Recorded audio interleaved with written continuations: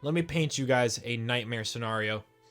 You're just on the cusp of ranking up into the next rank bracket, and you find yourself out of role queue games. Meaning, you, the core only spammer, playing 1 or 2, or maybe you're a 3 spammer, and you keep losing games on support because you go 4 bounty hunter rushing a Dagon, and you wonder why you're having trouble winning.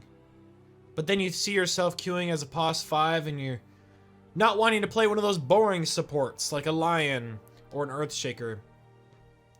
That you want to have high impact in your games. You want to win your games, even when you're grinding role queue games. Well, this is the video for you.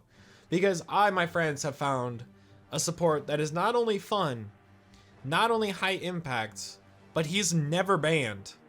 And that hero of the day is Shadow Demon. Fellas, y'all been sleeping on Shadow Demon, and let me tell you, he's not only been a support that I play when I need role queue games, but I will sometimes be in the mood to play Shadow Demon, and I will queue support and not even spend a role queue game. Now, I wanted to jump into kind of like a replay. We're gonna go through a little bit of my replay. We're gonna talk about the things that happen in the replay that are significant. Some tips and tricks I can give you guys for Shadow Demon gameplay, as well as maybe like an idea of what kind of builds you guys should be building on this hero. Now, Shadow Demon is one of those supports that not really a big, you're not like a big flashy burst. You're not really a chain CC kind of hero. You're not like a Lion, blink stun. I consider him to be a disruption hero. I coined that term, believe it or not, because of his first spell, Disruption. As you saw there, I just disrupted the guy, which allowed us to get the free bounty. We almost even got in first blood, but Marcy came in with the save. Now I want to talk about this hero because he's not just a hero that is super good in the mid game, he also scales really hard in the late game, and I think he's also a really good lane dominator. And the reason I think this is because of his... We're about to see it right here, but before we see that, I wanted to point it out for you guys. So Shadow Demon's attacks apply a stacking 2.5% amplified damage debuff to the enemy for 8 seconds. That is all one sentence in a tool buff, the entire thing. Now, pretty much to break it down for you guys, it's a stacking debuff. So we see that I've already stacked 1. So I hit him again, it's going to be 2.5%. So it's going to be a second hit. It's going to be 5% more damage. 5% more damage at level 1. Now you're like, oh, that's not a big deal. Okay, well, let me see if I can get this guy to overextend. Now he backs here, but these illusions that he creates also apply the debuff. So you can assess the lane a little bit, and I can determine that he got the level 2 before the Primal Beast did. And Primal Beast's really first big power spike is going to be at like level 3. As you're going to see here, my illusions are going to stack a debuff on this Bara. So we can see, I ping to my Juggernaut here that he's taking 22% more damage, all applied by this. And so this is what's great about this spell. Bara is going to try to contest, because that's what supports do. You want to contest the pull. But while I was pulling, I was stacking Menace on him. And I'm like, dude, just hit. Look at how much he's getting chunked. Boom. 11 stacks. Now, obviously, we didn't get the pull off, obviously. But look at if we had just committed a little more, maybe if I had a blood grenade, that could have potentially been a kill. But he then goes in again. And I managed to get the stacks on him. So now he's taking mega damage. 13. 14. Now he bashes me there, which is really lucky. I was ready to Q him and kill him. So Juggernaut spinning out. I'm moving along. I'm kind of keeping an eye out. I got all my spells up. Okay, so let's take a look at this next engagement here, and we can see how Shadow Demon has like an impact in this game. So watching this from my perspective again. So I'm trying not to show. I know my Lion and my Slardar are here. They want to play. But I'm kind of just holding off on my spells. See? Waited for the full charge. Pulled him out. Now he's completely out of position without his mobility. Slow him. I don't have my Q to save the Lion, but Lion's just beefing up anyways. So he'll die for it. So because I use my Q to get the Primal Beast, the Lion does die and I have no save for him. I guess I could have fed him the Lotus, but I'm not sure if I had seen that. We have vision of them. I'm smoked. I'll reveal, but I won't go around the tree. So I got spotted.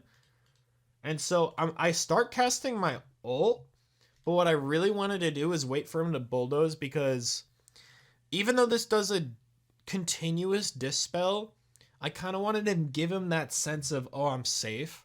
And if we catch him without bulldoze, then I could have the slow for Marcy. So that's why I hold on to this. But then he casts it and I immediately ult him. And then I go to pretty much catch Marcy but then I was about to Q the Marcier, but then it ended up getting ravaged by our line. So huge cleanup. So I'm watching the Spirit Breaker go in. I try to get in the range there to cheese out my ult, but he ends up getting saved, but then dying to the burst damage. So we got another one for that. So yeah, we'll see what happens here.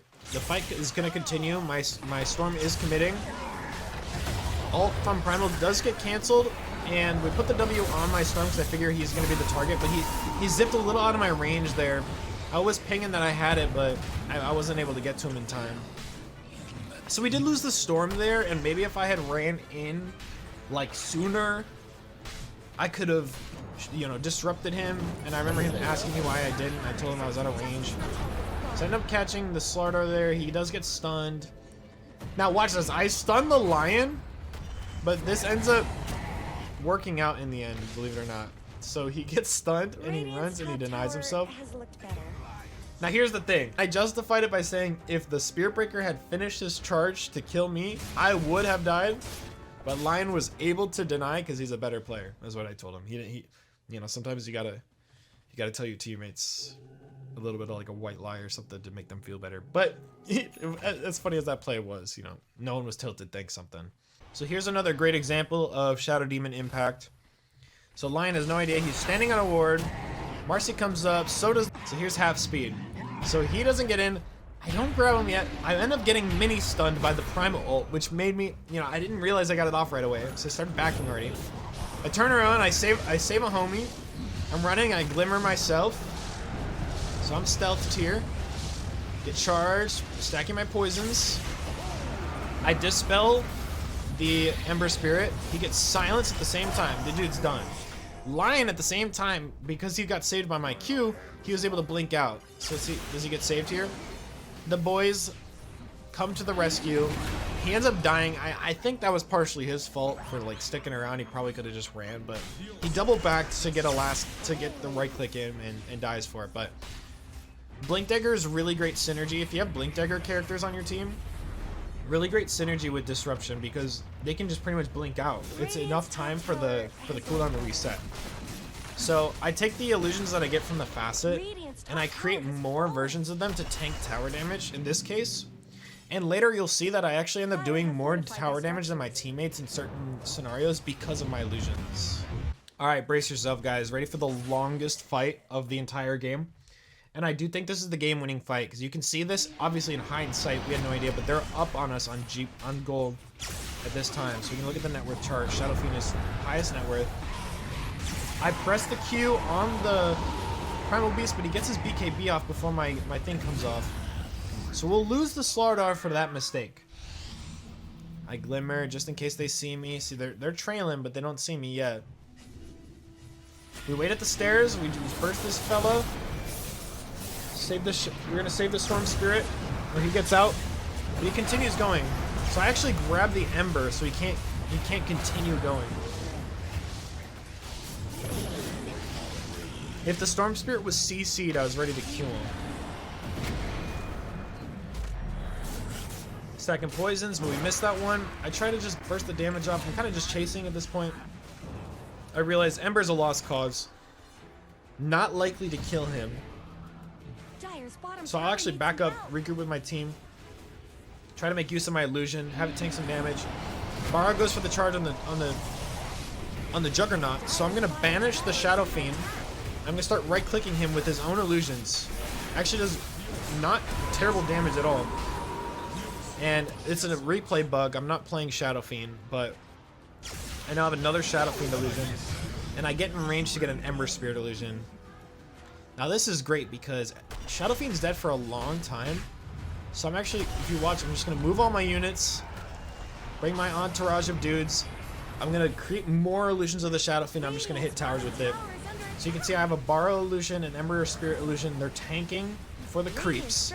Because the Borrow, they respawn when the hero respawns, or they die when the hero respawns. So Borrow was able to tank 4 tower shots for me before he respawned. And I'm going to get another use out of Shadow Fiend because when you, essentially this facet scales because like Darkseer, the meme is the stronger they get, the stronger he gets because he creates illusions of them. So we catch the Ember Spirit, which I'm gonna be honest with you guys, it's a legend level move right there because that guy just knew we were there and he still walked up. So I'm just gonna take advantage of the situation, create illusions of that hero, and I'm gonna have them tank the tower. So I don't have my Q, so I just throw my Glimmer on Slardar. BKB's used, so I know my impact here is done. So I kind of just like, I might throw a poison here, but my eyes are down here. This guy's the guy I want to save. So he's still being healed by the healing ward in the Q. So actually pretty crazy impact. I end up overcommitting there, overextending, and I die for it, but my impact in the fight was already done. I got my Q off, I got my ult off. I didn't W. That's my one flaw. I feel like my main flaw in the hero is that unless I have an obvious go-inner, like an axe or something, I tend not to W every single fight. But I will say, for net worth purposes, your W is a really great tool to just get every assist in the game. So this fight moves really fast. So I end up ulting the Spirit Breaker, removing the debuffs. I also pre-dust because I know he has stealth, which gets him caught. Marcy also caught because she was out of position trying to play with her team. We got the Glimmer on the Jug, and I end up queuing one of his illusions on accident because I queued the Spirit Breaker illusion, but he was spinning anyways. I don't even think it would have worked.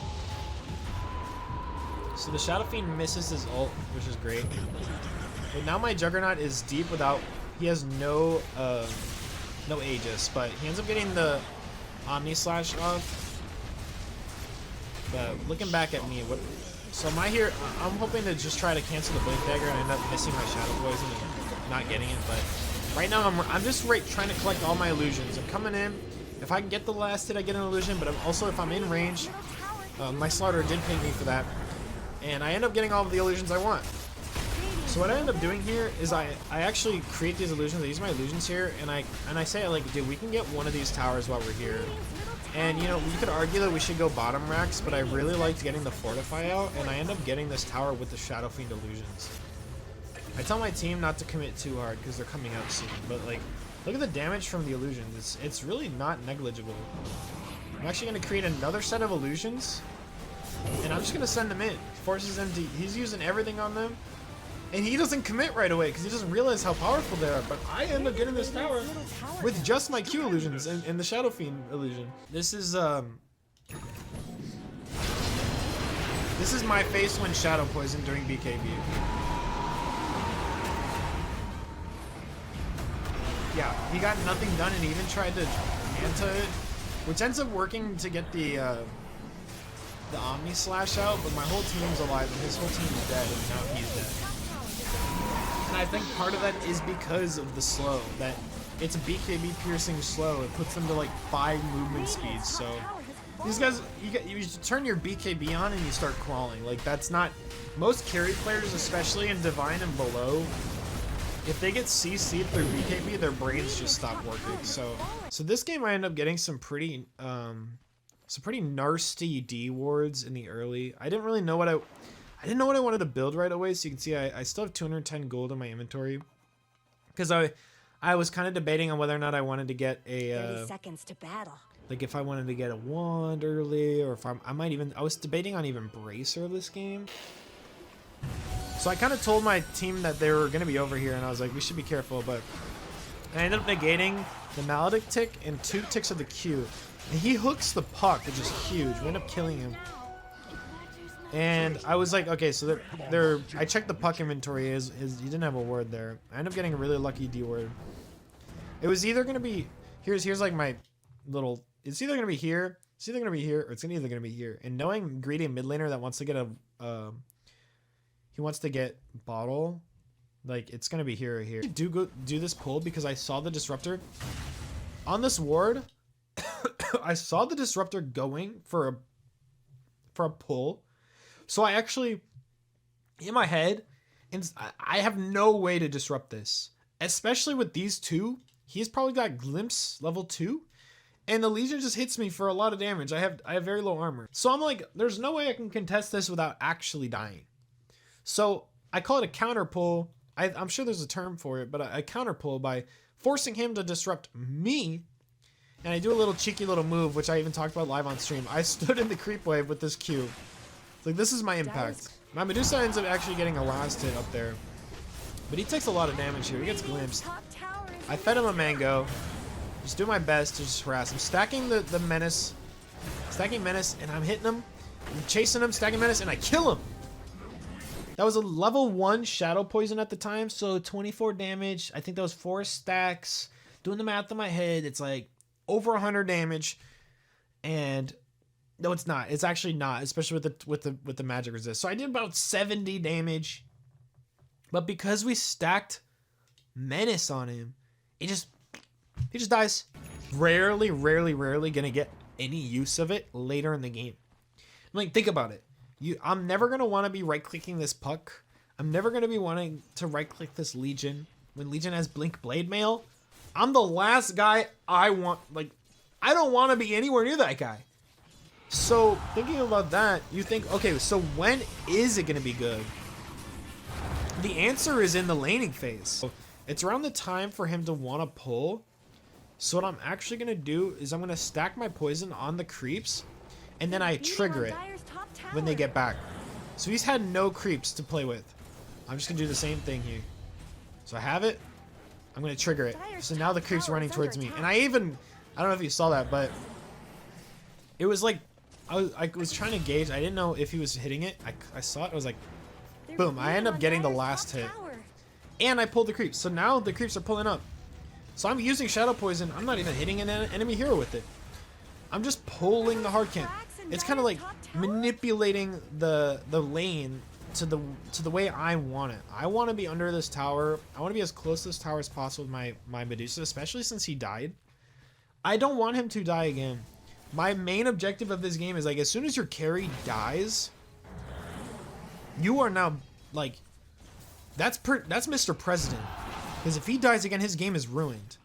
And just because he's going to sit there and take that entire queue like a moron, that doesn't mean I'm going to sit there and let the enemies, like, I just don't, you can't control him, but I'm going to do the best I can to make sure that man has a good game. So I'm going to do my patented half pull. Even though it's a siege camp, I don't mind, because, I mean, like I said, it's a do-sub. I kind of want to out-level this Legion, so if I can kill these creeps outside of his XP range, it's really good. So my clarity comes, I got Basilius, some more tangos, just keep myself up, because when you're healthy, your carry is healthy. So you can see, this is just kind of how I want to play this lane. So we're pulling the lane back, pulling the creeps. He's getting pissed off. Look at this disruptor. He doesn't know what else to do right now than to come and hit me. But we're at the state of the game where you win this.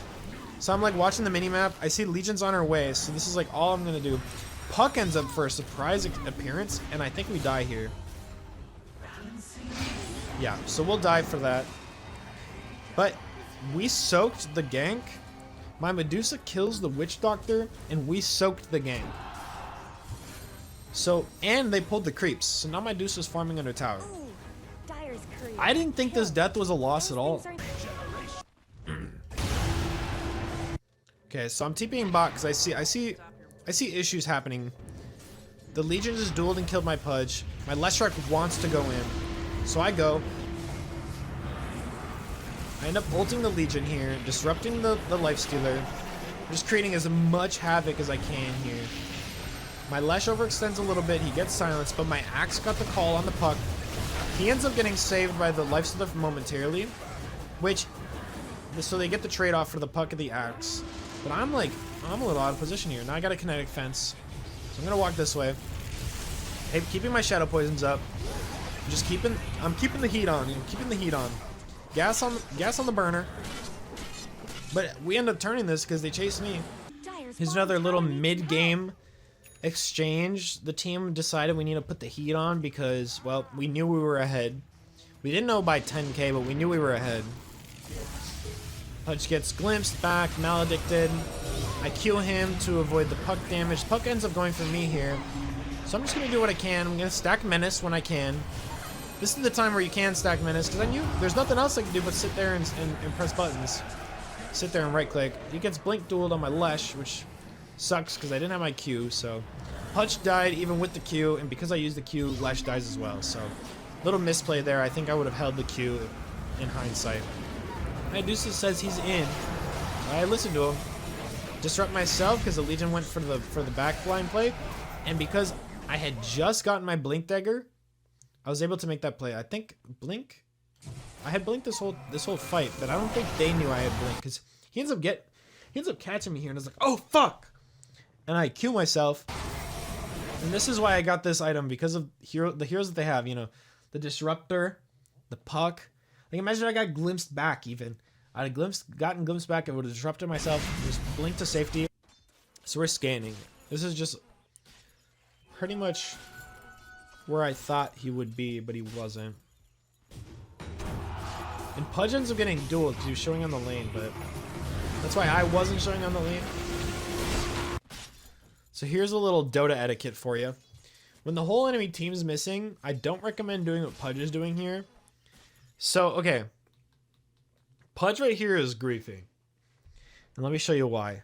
Because obviously with the sight of our spectator, we can see that there's heroes, you know, Lifestealer's bot, but there's 3 heroes and they see him and they're immediately going for him.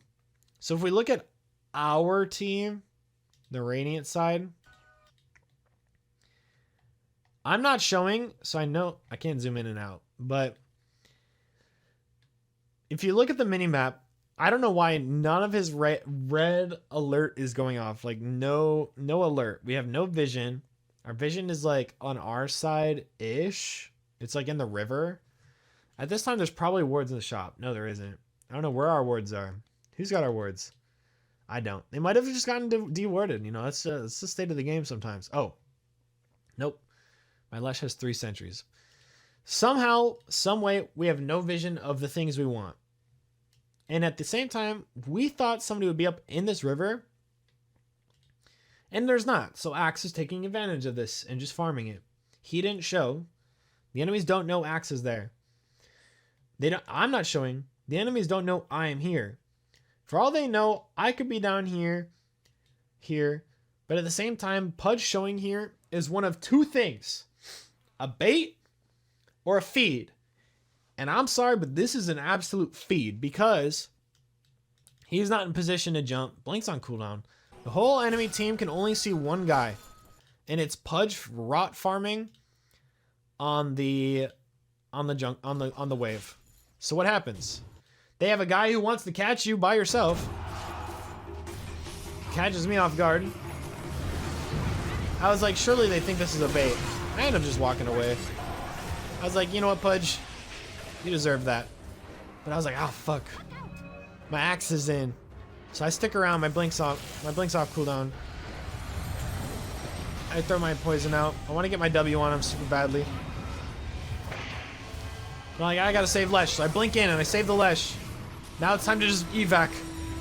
I press my buttons and I press B. Now I end up thinking I got him killed. I'm not even joking. You guys saw my interest was to save him. He got stunned there. But I blinked here and was out of range. So he's stunned. And then when he's unstunned, I stun him again. But then life still gets taunted. So I griefed him here because those illusions, his ult pulls the creeps, and I think his illusions or the puck maybe cause him to get stunned by the creeps, and I think that actually gets him killed. I don't know. Maybe he was dead anyways. Maybe my Q wasn't even that bad. But being hindsight, being critical of yourself, being critical of myself here, I'm like, okay, I probably got him killed. And he was also tilted by that. He did not like that up until this point. So the blink duel ends up, we win the duel damage on our Pudge because I disrupt him into safety. But Deuce is gonna die for it too, so it's just me. So I end up going for the Shadow Demon. I knew their team is low. I'm Shadow Demon. I killed the Disruptor. Create illusions of myself. Try to split them up. to no avail. Sometimes you don't get the blink off. On the bottom here. Puck sees me. Start stacking menace on him. I'm gonna man my ground. Lesh says he's on the way. I end up getting the Lotuses for this. So I'm gonna ult him. I'm gonna slow him. I see Disruptors here. Now it's time to get out of this. I realize the puck ult does more damage to me than the Disruptor ult does. I got a sentry down and I kill him. And a little bit of BM don't hurt nobody. So I'm actually gonna move forward in the game, and at this point of the game state's pretty awkward for us because we just lost like 3 fights in a row, and my Leshrac is super tilted, and I think my Pudge was super tilted too, and they were arguing, and I was like, guys, we lock it in. We got one really good team fight on us before like the game is pretty much decided, right? I think the game is decided by the next team fight. So this is that team fight right here. So we're going to talk about the team fight a little bit. So what's changed is I've got Ags to add. So I've got 2 ults this time. So we're going to walk in. My Q's on cooldown for this fight. I'm going to ult the Lifestealer. It slows him. It breaks him. I knew he had Ags, but I was kind of trying to force the Ags. And we also have Shard too. I'm going to pop it on the Axe because I know his BKB's coming off. And I wanted to heal him, but he ends up just getting popped, so. But here comes Lifestealer again. I'm actually going to ult him again. So he's slowed through Rage. He eats 2 ults. I'm actually going to keep you right here, Puck, with my Q. So Puck ends up getting caught by my Q. I think, judging off that play alone, you could tell that I think that Puck really didn't like me. It could have been from the play 10 minutes ago, but I decided, you know, the fight's kind of carried on to the bottom there, but I knew I was gonna have no impact, so I ended up bringing my illusions with me, and I'm just gonna walk them up. This little guy has no Roshan impact. My team says, "Let's go Rosh, let's go Rosh, let's go Rosh." I go, okay. What do I provide for Roshan? Nothing, actually nothing. You could argue my menace, but I didn't know if that was worth it or not because I had my illusions and I wanted to take advantage of my illusions. So I ended up walking my illusions up high ground and I ended up using the fort, and I was like, no, I'm confident. I got 15 seconds here. I think I can take this. So I'm just sitting here wailing my way through at this tower. The Disruptor isn't contesting me, and I'm like, okay, I'm gonna Legion's alive. The moment I even get a faint whiff of Legion, I blink out. So I'm watching the minimap. There he is. I immediately blink. And I end up getting the tower for this too. So that opens up future plays. And I just utilized the illusions. I utilized the facet. I didn't really use any other spells other than disruption. So it's a really scary fight for the Dire. So you consider what the position they're in right now is that the enemy team, if we take this fight and we win it, we get 2 sets of racks minimum. So I end up getting caught. And I knew how important this fight was, so I actually bought back and I TP'd back. I knew my impact in these fights was actually like big enough. So I see my Deuce is low with Aegis. I disrupt him. I slow the Lifestealer. See the Puck. I heard the Puck. It's like, where are you, Puck? So I'm just gonna do what we've repeated before. Stack Menace. I'm gonna ult. I'm gonna break him, slow him. And I kind of realized I was like, you know, I'm telling my team that he's here, but I wasn't expecting them to actually come and help. And I win that through skill, by the way. I survived that with just pure skill. And I like just dispel my Medusa because I thought it was over. He ends up hooking the Lifestealer, so I slow him. Does remove his lifesteal. I'm kind of just watching this fight, observing a little bit. I've got the Q. I end up grabbing the Legion. just to slow, you know, stop their movement, stop what they're doing. It's pretty much just like a stun, you know what I mean? Using it here in that sense. So I think you should assess the lane and decide, you know, because the damage of Shadow Poison scales really, really well. So I think you should consider scaling Shadow Poison in majority of games, especially if your team just needs damage. And I think almost every comp will need damage. Every comp needs damage. Feel the game out. I recommend getting arcane boots. You know, get the magic wand. Feel the game out. If you feel like they have a chance to get on you, Glimmer Cape's a great option. If they keep getting on your ally with a lot of physical damage, Solar Crest is a great option.